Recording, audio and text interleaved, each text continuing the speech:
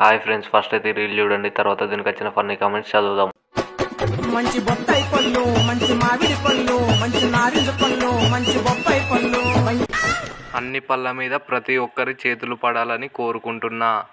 Friends, నాకంటే lover లేదు friends. పండగ చేసుకున్నామంటే మీకన్నా లవర్ ఉంటే పండగ చేసుకోండి ఫ్రెండ్స్. మంచి సోపైన పళ్ళు, మంచి సైజైన పళ్ళు, మంచి బొప్పాయి పళ్ళు, మంచి మామిడి పళ్ళు, మంచి.